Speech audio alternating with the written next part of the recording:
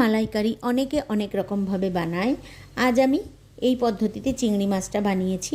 আসুন সেটাই আপনাদের সাথে শেয়ার করছি। প্রথমে আমি 500 গ্রাম মাঝারি সাইজের চিংড়ি মাছকে ভালো করে কেটে ধুয়ে নিয়েছি। নুন, হলুদ, সামান্য একটু লাল লঙ্কার গুঁড়ো দিয়ে মাখিয়ে রেখে দিয়েছি।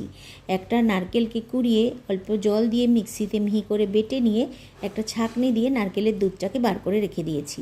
একটা ছোট সাইজের পেঁয়াজ, কয়েক কোয়া রসুন, সামান্য একটু আদা, 5 থেকে 6টা কাঁচা লঙ্কা দিয়ে একটা মশলা তৈরি করে নিয়েছি। কড়াইতে সর্ষের তেল দিয়ে দিয়েছি। মাছগুলোকে ভেজে উঠিয়ে নেব। মাছগুলোকে কিন্তু খুব কড়া করে ভাজা যাবে না। আর একটু তেল অ্যাড করে দিয়েছি। মাছ ভাজার পরে একটা শুকনো লঙ্কা, 2টো ছোটো এলাচ, 2টো তেজপাতা আর দিয়েছি 2-1টা দারচিনি ফোড়নে দিয়ে বেটে রাখা পেঁয়াজের মশলাটা দিয়ে দিয়েছি।